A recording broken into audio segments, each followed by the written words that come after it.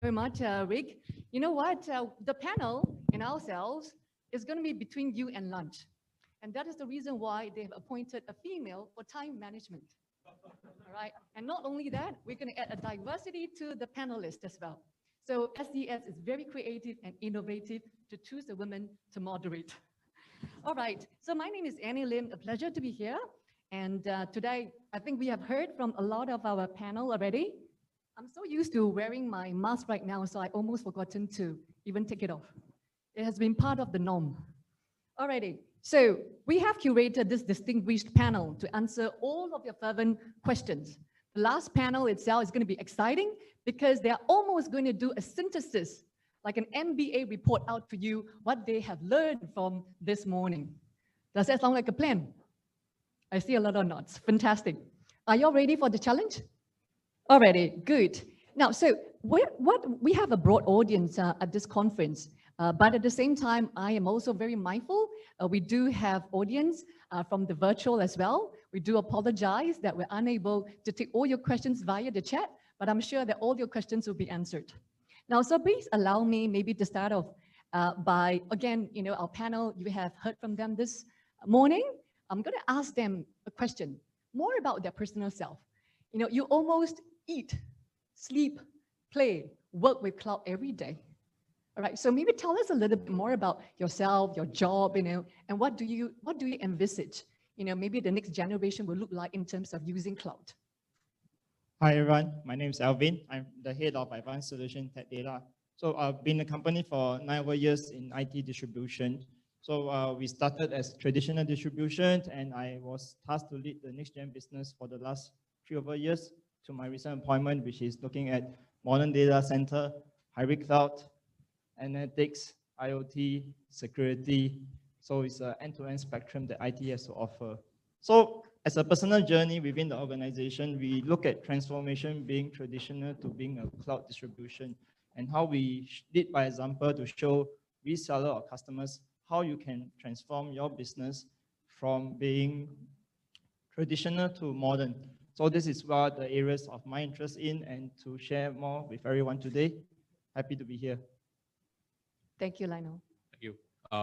Morning, everyone. My name is Abhishek Pradhan. I'm the Vice President and Head of Cloud Technology at ST Engineering. We knew the company for almost 2 years. Prior to ST, I spent almost a decade at Microsoft, various roles in product engineering, pre-sales, consulting services. Probably spent too much time on aircraft at one point in time. So like 27 countries in 3 years, which is when I really decided I need to get grounded. From a technology perspective, I think so my current portfolio is around really building. So I have a personal aspiration that at some point we should be able to have a Singapore stack and really a world-class software engineering functionality and software engineering organization in Singapore that we can use to rival what you have outside of the country, either in Silicon Valley or in Australia or other countries. And part of my portfolio is, it's pretty vast. I do enterprise strategy, technology architecture. I also take a 5-year, 10-year horizon view from where tech is going. At ST, I've been driving along with the rest of the team our move into doing multi-cloud management, which included our investments and strategic transactions into cloud management platforms. Similarly, looking at how can we productize our dual use IP and bring it from the government sector to the commercial side, and how can we contribute more to the economy, how can we drive and grow local SMEs and help them be successful, and also make sure that we as a company are able to scale not just in Singapore, but also regionally and globally. Thank you, Abhishek. Over to you, Lyonel.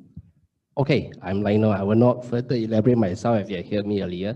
So basically, as we shared in since morning we have mentioned what we have picked up is what we eat, drink, breathe, technically in the cloud, from Facebook to YouTube to LinkedIn, everything. So personally for me, and in a health tech environment where we have experience in a private cloud setup, so I guess the commercial cloud space, the public cloud space is really up and coming, and it's unavoidable that we are moving over to there fast and furious because they have a lot more capability than what the private cloud can offer. To be honest with that, it's about how we move there in a very secure way and in a cost-effective way. Cost saving, I will not say, but it really depends on how we are able to re-platform the environment and to make sure that the end user enjoy the whole savings and things like that. So having said that, it's I'm excited about this public cloud journey and all the things that they've been doing behind the scenes and all these fancy things that's coming up. So I guess the trend is really, Gartner has really predicted that the trend is really how public cloud, or rather commercial cloud, is able to take on more and more of the local setup and applications development and things like that. Yeah, hand over to Dr. Anton? Dr. Anton. Thanks. I wear two hats here today.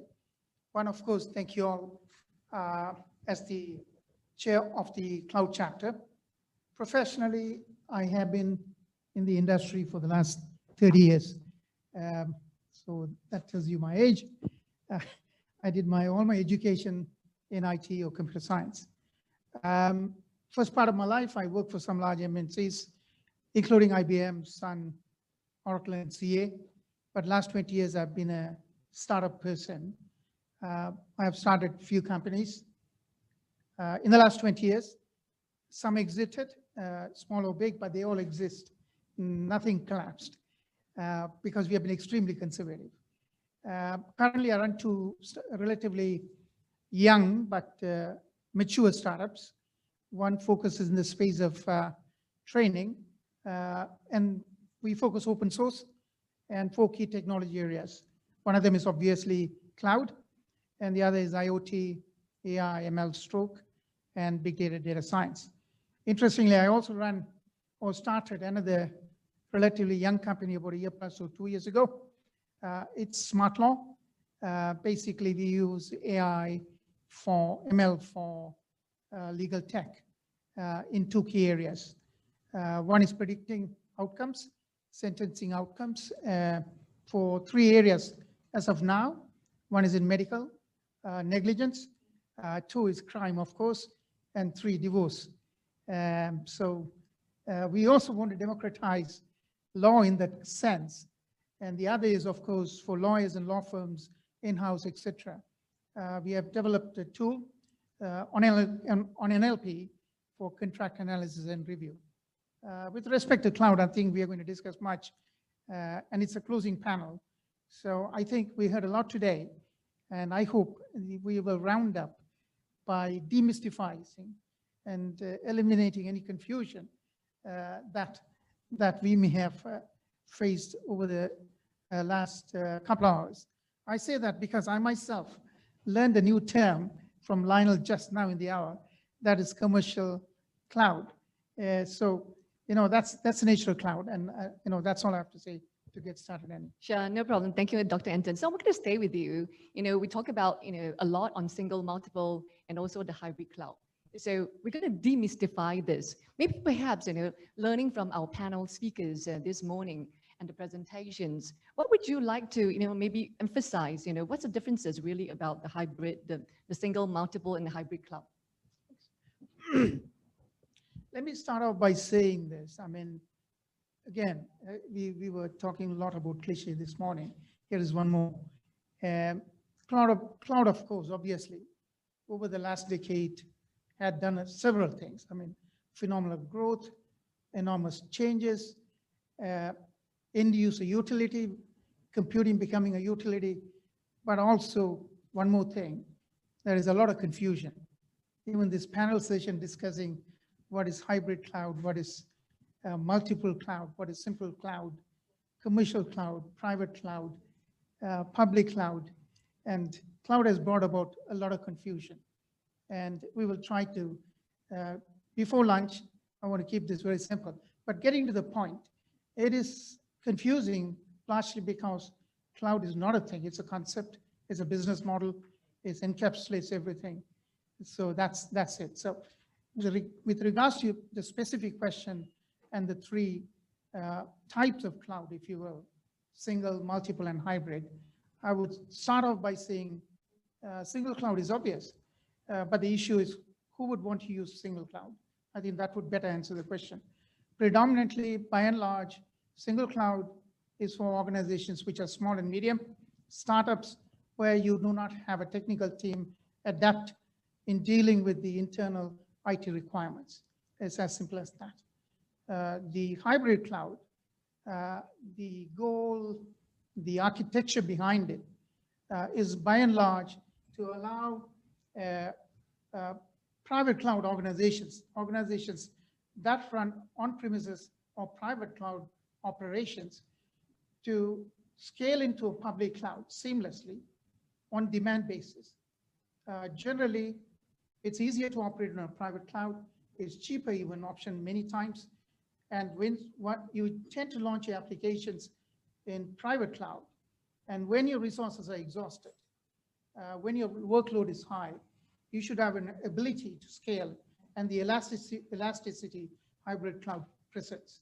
And the terminology, again, to confuse more, most of you would know that is cloud bursting. When you burst in your private cloud, you move into your public cloud. And there is another scenario, another permutation to the hybrid cloud is that you run your private cloud app, you run your critical, mission critical applications, sensitive applications in your private cloud and have non-critical applications on your public cloud. By doing so, we also spoke about security, privacy, and also maybe to some extent control. But doing this, you still retain the privacy security element as part of your private cloud where you have a better control. So that's essentially hybrid cloud. In short, the ability, an architecture that is able to extend the private cloud seamlessly into public cloud on demand. And lastly, the multiple cloud, as the name stands, it's simply put, add more cloud to the mix. It's private, public, combination of both. That is essentially the multiple cloud. The beauty of multiple cloud and cloud is essentially you have an opportunity for best of breed applications and solutions. And that's what makes multiple cloud presence best of breed solutions. I would add a couple of more sentences, wrap this up, and to distinguish, since the question is that. Single cloud is obviously very simple and straightforward. It can be both private or public.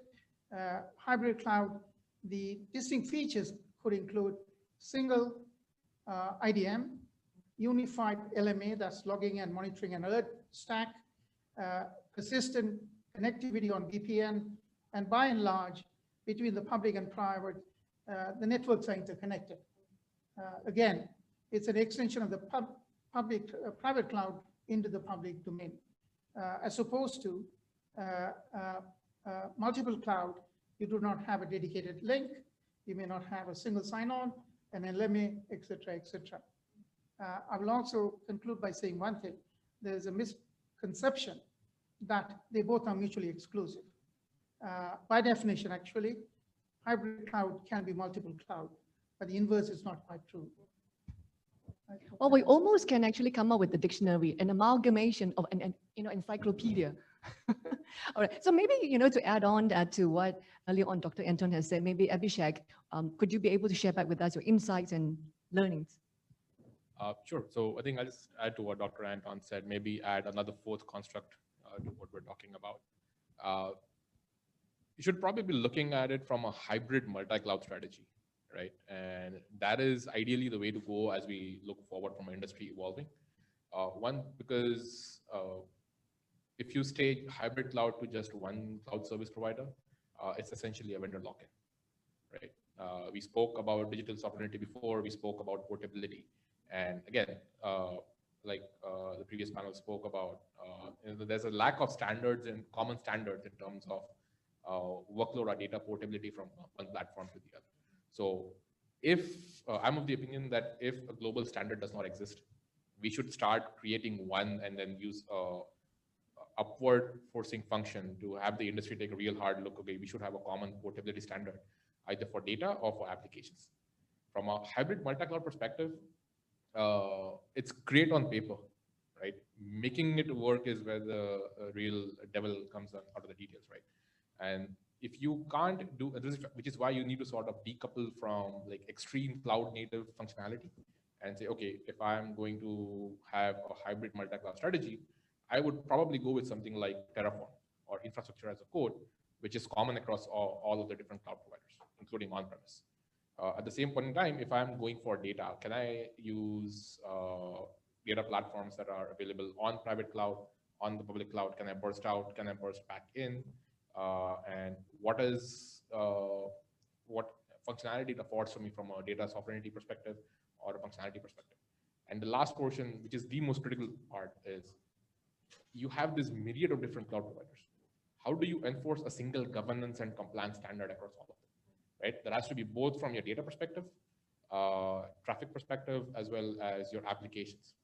So if you have a multi-cloud management and governance platform that actually helps you give a single pane of glass and enforce your standards and policies across all of them uniformly, I think that's a good way to start. But over time, this will keep on evolving. Excellent. Would you offer a different perspective if, for example, it is, for startup companies or SME compared to a multinational company? Yeah, I mean, from like Dr. Anton said, startup companies typically would go for like one single cloud service provider because they're small, they're nimble. They really don't have that much wherewithal in terms of developer skills or IT skills. So it's great. But as you move from a small startup into just slightly beyond the SME, a medium segment or a large enterprise organization, you get a lot more complexity. You get a lot more regulatory reporting that you need to do. So at that point in time, you really need to start thinking, you need to have a 5-year roadmap. Where we are today, we're on one single cloud. We need to start building for the future where you say, okay, I'm going to build on day one for portability. So when I scale, when I grow, I'm able to burst out across different segments. I'm going to provide myself the ability to not get locked in or be held hostage by a single provider. Second, there's also the cost and governance, right? So financial management. If you compare costs across all different CSPs for different technologies that they provide to you, each one has got a different pricing model, right? Which is, again, where you come back to the conversation. Whether you are a SME or whether you are an enterprise or a private sector government entity, if you're going multi-cloud, you need to have like a multi-cloud governance platform, right? You get a single pane of glass that helps you aggregate your financial spend management, a single rules engine that helps you enforce your compliance governance policies, as well as at the same point in time, allowing you from a identity management perspective, the functionality to view who's got access to what. Are my resources open? Are they secured properly? Do I have shadow IT working? So you need to basically move into this kind of dimension as you go from a SME or startup to a large enterprise cloud perspective. Well, outstanding, thank you. I think it's also to be able to have a longer term perspective. And you did also mention earlier on about having an exit plan, right? So in terms of the support. So over to you, Alvin. We heard earlier on the perspective itself. What do you think are some of the key success factors to support the strategy from the various perspectives? And maybe considering, we talk about scalability a lot, adaptability, and also the affordability. What other considerations do you have in mind? So from that point, I would like to look from different customer stage. So if I'm a startup, this is where we talk about digital ignite. We need to ignite a service. We need to go to market fast. So from the consideration point is how fast can I grow? How fast can I build? And at that point, they don't have a luxury to have, let's say, an AI team to build AI services. So they may have to choose from a CSP perspective what kind of AI services they can give me. So their job is not to build everything, but their job is to launch the minimum viable product. So that is their perspective on how they want to go to market. Then if I'm a mature organization, I have a big IT team, I need to manage various technology vendors, and now it's from their internal user. So from that perspective, the strategy will be a bit different. The strategy will be looking at what should go to the cloud, what is secured, what is governance, what is financial. But if I were to look from an IT perspective, the keyword is that why are my users want to go to cloud? The ability to able to track, monitor, and to even tell the users, this is how much you're paying for cloud. It actually gives a different perspective from the role of the IT. IT used to be about delivering services that the company needs. But now having more availability of services, looking at monitoring, looking at everything that, that the organization has, they're able to tell the different department, this is what you need to do. And this is the kind of service you should subscribe when you go for a cloud. And this is what we need to keep because this is what our IT needs to have. So this, in a way, also avoid shadow IT because what we observe from a lot of our customers is that they actually went for pay as you go. You take a credit card and they swipe and they go into the cloud. And that's actually shadow IT. So from that perspective, be it a small startup to a large organization, this is what we see. And the last perspective that is pretty new from observation is that there are customers that consume IT. So they are considered a consumer of technology. And as they build their application, they realize that whatever I have built is very relevant that other company organizations have the same problem. I can be in the retail sector, I can be in the healthcare sector, I could be in the aviation sector. So what I've done right is that rather than be a consumer, can I now be a producer? And this and from being that, they now become a ISV. The latest I heard recently that is now trying to be a private cloud operator. They used to make shavers. And then they start to build applications. They say, hey, I want to now go into cloud services because they start to build applications. They start to build specialized equipment. So those are the change in the market. And then from different strategies, this is where we see different customers is going. But whichever they choose from a customer standpoint, my recommendation from a technology perspective, never go alone. It's too expensive to go alone without having technology partners or system integrators to support them, because this is where they came from core IT. So I think this is my advice in this whole space when you consider different points. Yeah. Wonderful. You know, today I've been hearing a lot of jargons, you know, and these jargons, like, for example, I mean, to your point, you talk about the digital experience. You know, whatever you do is relevant to the experience of the customers, digital experience, digital enablement. You talk about digital transformation, and you have added to the verbiage of digital ignite. All right, so I think we can actually consolidate quite a number of dictionary of jargons. Fantastic. And maybe over to you, Lyonel. I know that just now you have a lot of slides that you probably can give a one-day forum. I'm going to ask you some of the challenging questions here. You know, given that we hear from the panel, right, we talk about the affordability, we talk about the constraints of time, the resources. If you have the chance, you know, to be able to sequence the prioritization in gearing up this hybrid cloud adoption strategy, could you emphasize what would you have done differently from the end user perspective? Okay, I'll speak from an end user perspective.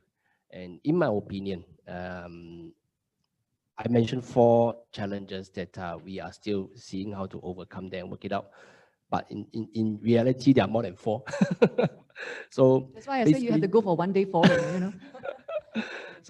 So basically, what comes to my mind as we actually started the journey, okay, we have moved to commercial cloud quite some time back. It's just that now we are seeing how are we able to consolidate all these applications into the multiple cloud environment, like I say, in a very secure way, because we are very much compliant to government's very stringent requirement in terms of security aspect of it. Okay, having said that, it's the very first challenge that I'm looking at is really again about technical competency. Again, I mentioned about, you know, whichever CSP, they have different flavors, services available. We spoke about, you know, the kind of services that need to example and enable the users to come on board. So technical competency is one big challenge. Okay, maybe I just name very quickly. Let's say a deep technologies like Amazon expert and architect. If you start to ask him on certain services that Azure has, he probably struggle a little bit. Not that they can't, if fundamentally maybe some part are the same, but I really need to, you know, bring in someone on board who knows about Azure very well. That's just an example. And same thing that when we go to the offer that services to the users, certainly they will say that, you mean you only have Amazon? I need to look at some services from Google Analytics as well. So going to a multi-cloud environment, it's never a choice for in my environment. But getting the evangelists, getting the right competency, getting the right technologies, building this whole group, this team, this able team, it's very critical. So it's if you ask me the sequence, what is the challenge? I'm looking at getting this team up and able. The second one is about apps remaking. I have a colleague that is helping to look into this part about apps remaking with the 800 applications that we have, close to 10,000 servers, which are the one that we can migrate to the cloud, whether we re-platform or we refactor, we look into the move in a silo or move in the group. This is the second priority that I'm looking at. And of course, the third one, follow on, will be about how am I able to create a single identity management platform. That means they are able to authenticate. I know who you are. You know, you have more than 2 layers of factor authentication. So these are, if you ask me sequence, team competency come first. You must be trained in order to help. Then we'll be looking into what we can move, and then we'll be how we're able to integrate everything holistically together in a secure way. Very nice. Yeah. So I think it's very nice perspective whereby we also have diversity of suppliers, right? And also taking into consideration the governance and also the ethical considerations. Amazing, right? I know that we're coming to on top of the hour, but I like the panelists. If we have the opportunity, right, to make a sort of conclusion statements and takeaways for our audience here and also our audience online, what would be your concluding statements that you'd like them to take away from this session today? So maybe I start with Dr. Anton.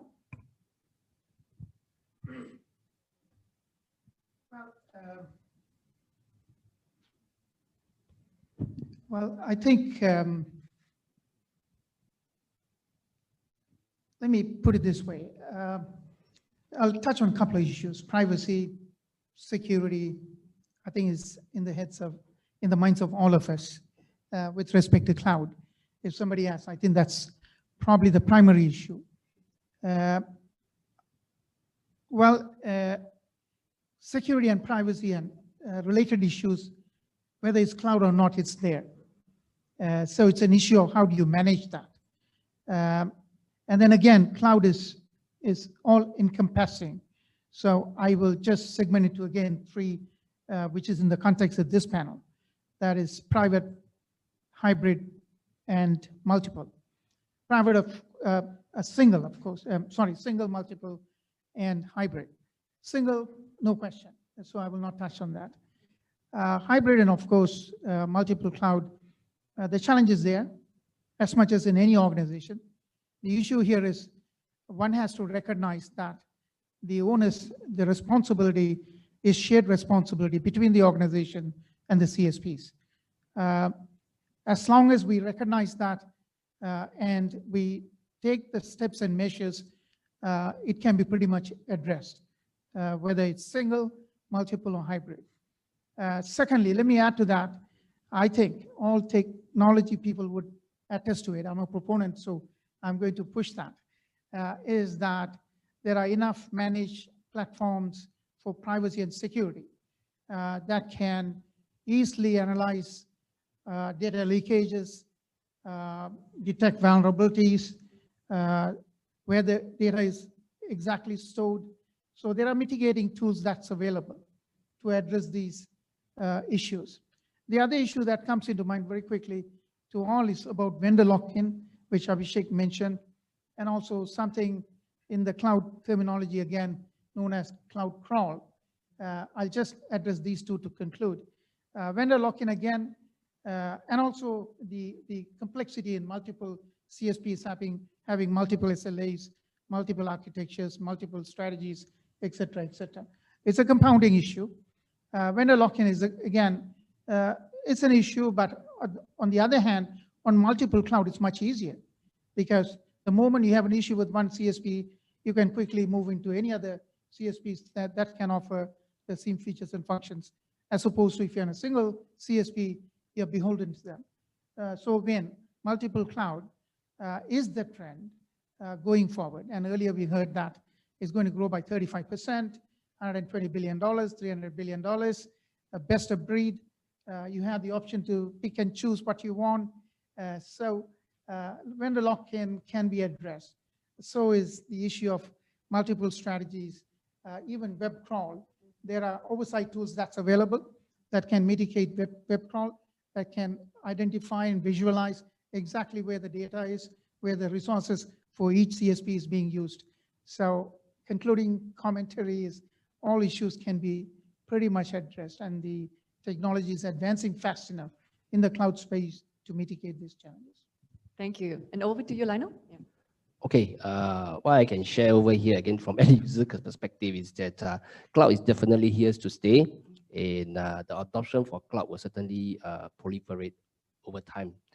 And I guess from our experience moving to cloud, it's that it has a lot of services that, like say, some of the environment, some of the application, when we move into a cloud setup, we actually re-platform them into containers where we have seen the amazing benefit from it, where the whole entire application is able to grow and shrunk, in a very automatic manner without having to use much heavy manual intervention in this case. So certainly the takeaway is that cloud is definitely here to stay, but about how are we able to look into what cloud has to offer and how to leverage on that. With that bearing in mind, it's that from an end user perspective is that while we want to enable users to move to the cloud environment, fundamentally, I guess from IT perspective is that we must make sure that we do our due diligence to set a certain form of a boundary and put in certain form of checklist, templatize it, security control, regardless whether you're in the SME world, commercial space, or even in the government sector. Certainly, public sector, government sector is a little bit more secure in this case. But I'm saying that from IT's perspective is that when we want to enable the user move to the cloud, but we must make sure that we enable them to move in a very secure and controlled manner, so that they reap up the full benefit of the cloud services offering without compromising any part of the security. Thank you. And to your point, it's about the freedom of work and the freedom of choice as well. Thank you. Well, I think I'll just preface what I'm going to say with saying that cybersecurity and governance has to be top of mind when you go to the cloud. And I say this because the SolarWinds hack, from a software supply chain perspective, is a bellwether within the industry. We may never truly know the actual impact of what started with SolarWinds and where it's going to end, at least for the next 7 to 8 years minimum, right? So the reason I'm saying this is because, just thinking from a paranoia perspective, right? SolarWinds could potentially have been just a single vector to get into the broader IT ecosystem for software suppliers. Right? Post SolarWinds, you're seeing news on a weekly basis of new hacks coming in, new zero-day exploits coming out. So it becomes extremely essential that when you go to the cloud, any vendor, they typically preface saying, "Oh, you know what? We've been doing this. We spend billions of dollars per year. Trust us. We do the right thing." Don't take it at face value. Right? You can't trust your service provider at face value, specifically after SolarWinds. The notion of trust but verify stands, but you basically need to verify before you trust. Right? It's flipped, and then you also need to have continuous verification going on. Everything in the cloud world is negotiable, and I'll say this having done multi-million-dollar contracts as a cloud vendor to customers. Everything is negotiable. If the CSP is really there to help you succeed, and they really want your business, everything in that contract is negotiable. If they are not willing to come to the table as equal partners, walk away. You as a consumer, seriously, you as a consumer hold the rights. And it's end of the day, it's about your business, it's about your data. Because let's say, like in the case of Lyonel, right? I am an end user of clinical medical systems in Singapore as a patient, or maybe my family would be there, right? So he's got a much more critical task of ensuring that whatever happens on the cloud doesn't flow down back to us, doesn't affect us, right? So when he takes a perspective, he takes it from our side as an end user, he takes it from a citizenry perspective and a very broader impact.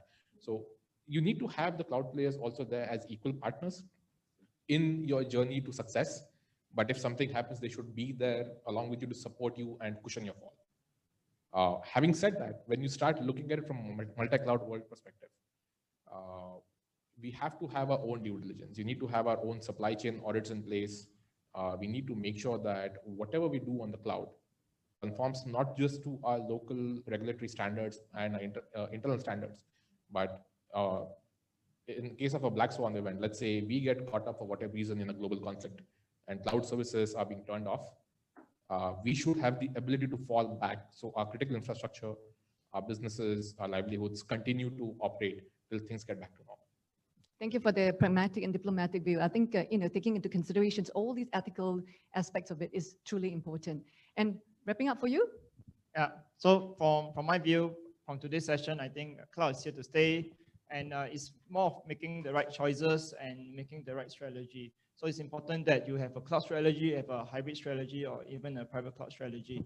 It's all about individual needs, but don't just take it as an organization yourself, because there are different solutions or different providers that's available to share more.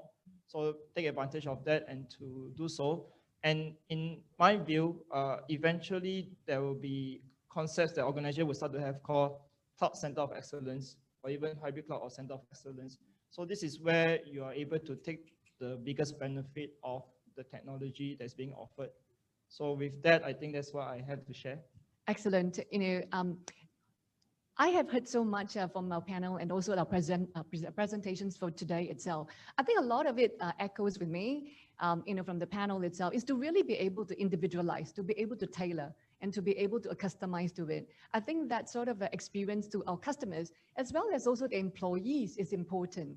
All right. And if, for example, we can make it a lot more allowing our employees to be able to embrace cloud technology, which is cloud technology is here to stay. Right? It is the new norm itself. It will allow our employees, our people strategy to be able to move faster, to be more resilient, emerging to be stronger and even better. All right. So with that itself, I'm going to close this panel. I know that all of you are already grilling with your stomach and say that where is lunch for me? All right. So if you may allow me to also put our hands together to applaud this panel.